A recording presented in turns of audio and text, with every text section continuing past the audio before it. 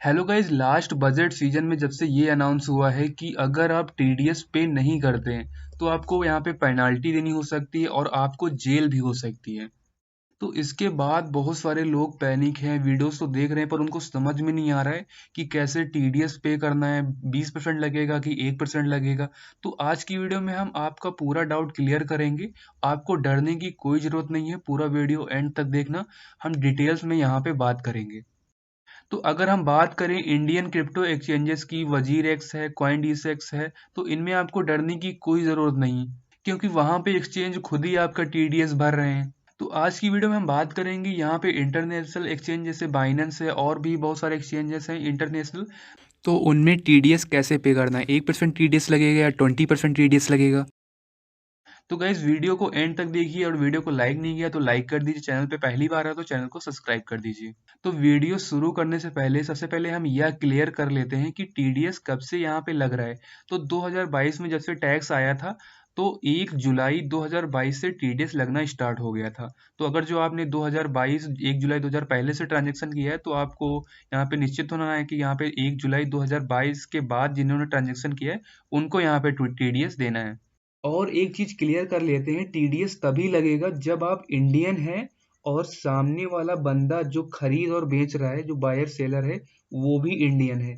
तो इस केस में 100% यहाँ पे टीडीएस लगेगा। तो इस हिसाब से बाइनेंस में देखें, बाइनेंस में के जो अंदर जो बाइंग सेलिंग होती है स्पॉट में और यहाँ पे मार्जिन में जितनी भी बाई सेलिंग होती है, तो यहाँ पे आपको कैसे पता कि जिससे आप बाइंग सेलिंग कर रहे हैं जो अदर पर्सन है वो यहाँ पे फॉरेनर है या इंडियन है, ये तो यहाँ पे पॉसिबल कर पाना, मालूम कर पाना बिल्कुल इम्पॉसिबल है। अगर जो मालूम भी कर लिया, अगर जो यहाँ पे फॉरेनर है तो वो उसके यहाँ पे आप कैसे टीडीएस काटोगे, क्योंकि उसके पास तो पैन कार्ड है नहीं, वो किसी दूसरे देश का नागरिक है, तो उसके क्या पासपोर्ट पे आप टैक्स काटोगे। तो यहाँ पे बाइनेंस भी आपसे कोई पैन कार्ड नहीं लेता केवाईसी के लिए, तो वो यहाँ पे टैक्स तो टीडीएस यहाँ पे तो काट ही नहीं रहा है। तो इस केस में यहाँ पे टीडीएस का यहाँ पे इम्पॉसिबल है। तो बात करें यहाँ पे टीडीएस किस केस में पॉसिबल है, तो बाइनेंस में आप जो पीयर टू पीयर ट्रेड करते हो इस केस में आपको टीडीएस देना पड़ेगा, क्योंकि यहाँ पे आपको मालूम है जो जिससे आप ट्रेड कर रहे हो वो भी इंडियन है। तो अब हम जानेंगे पीयर टू पीयर में टीडीएस कैसे पे करना है।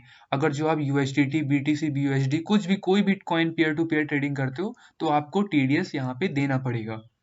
तो यहाँ पे एक एग्जाम्पल के तौर पे समझते हैं।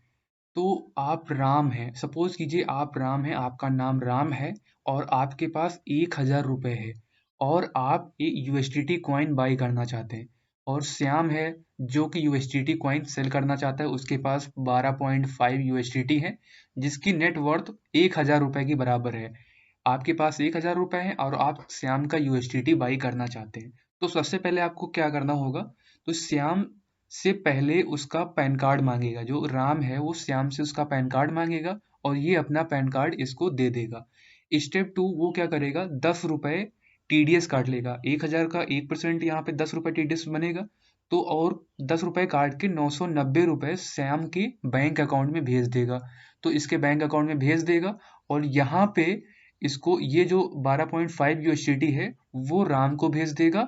अब श्याम 10 रुपए जो टीडीएस आईटीआर फाइल करते समय क्लेम कर सकता है, यानी 10 रुपए जो टीडीएस इसके पैन कार्ड पे कटा है, इसने जो पैन कार्ड इसको दिया था, तो वो आईटीआर फाइल करते टाइम वो उसे क्लेम कर सकता है।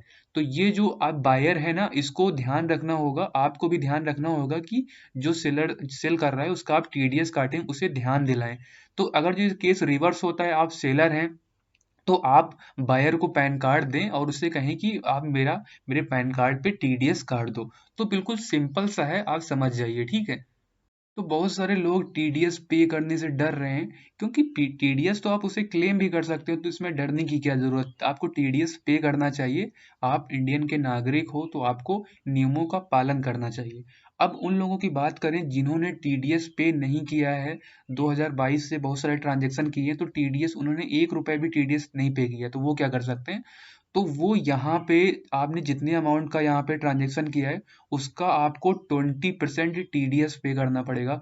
यहाँ पे जो लॉ है उस हिसाब से आपको 20% टीडीएस पे करना होगा। अगर जो यहाँ पे आप 1,000 रुपए का ट्रांजेक्शन किया है तो इसका 20% आप निकाल लीजिए, यहाँ पे कितना होगा। अगर 100 रुपए किया है तो उसमें से आपको 20 रुपए आपको टीडीएस पे करना चाहिए।